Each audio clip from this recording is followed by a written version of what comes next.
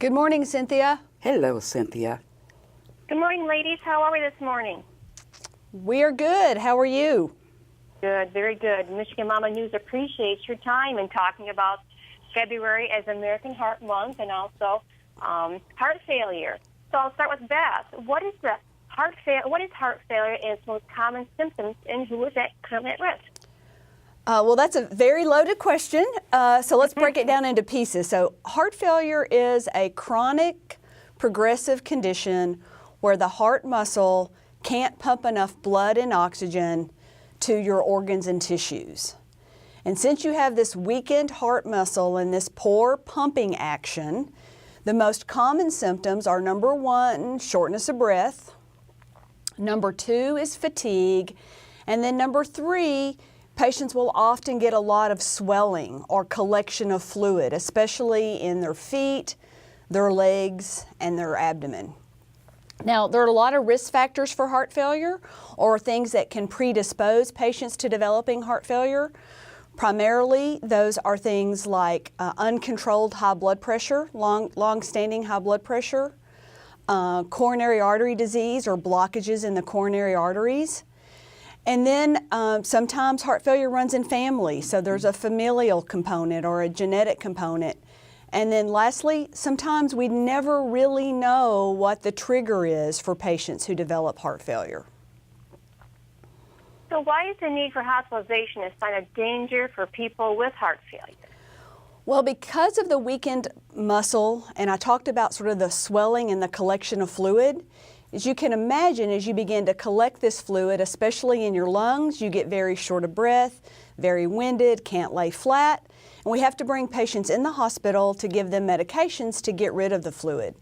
And although that works and patients feel better when they go home, you need to remember that a heart failure hospitalization is the sign of a worsening condition. So it's a marker that something has happened and the condition is actually worsening. So that's a good time to talk to your healthcare team about, gosh, is there something else I should be doing? Or are we doing everything we can do to keep me as healthy as possible?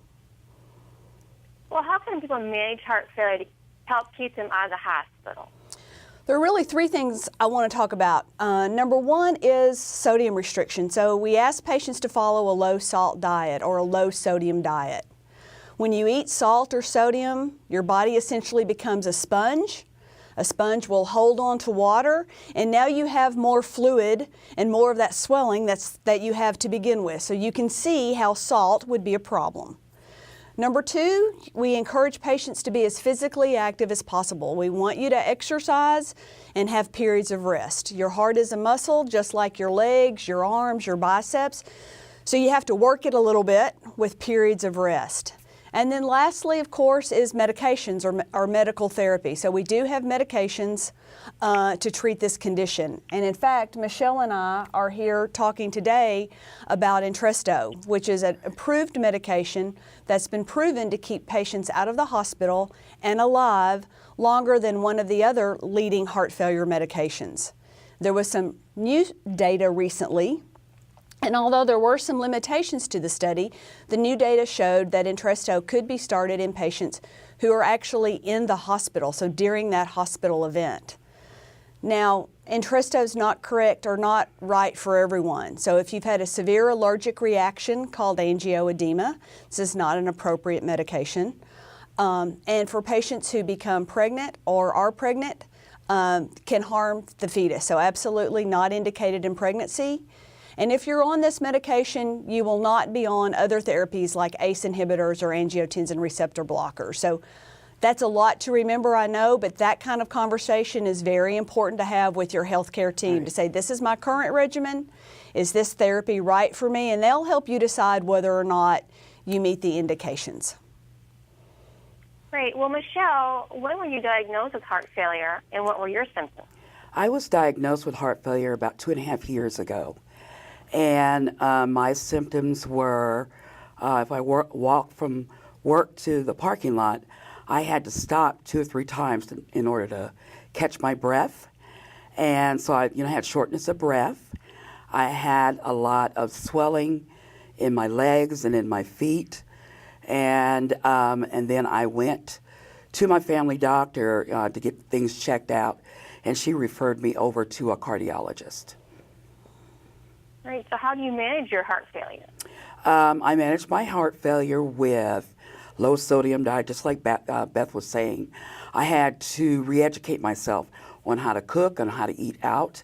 You know, when I went out to restaurants, eating a low sodium diet, I get more physical exercise, and I'm on a medicine called Entresto, like Beth was referring to, that worked for me, and it might not work for everybody, but it works for me. Great. Well, where can we go for more information?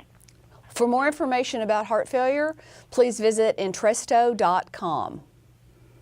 Great. Now, was there anything we didn't cover on this interview you wanted to mention, either of you? I think just for patients to be really in tune to their symptoms. When you think of dyspnea and shortness of breath, you know, those are often unrecognized and can be a symptom of a lot of things, so talk to your doctor. It's important not to not pay attention to those symptoms. And I would Great. say, Well, I'm sorry.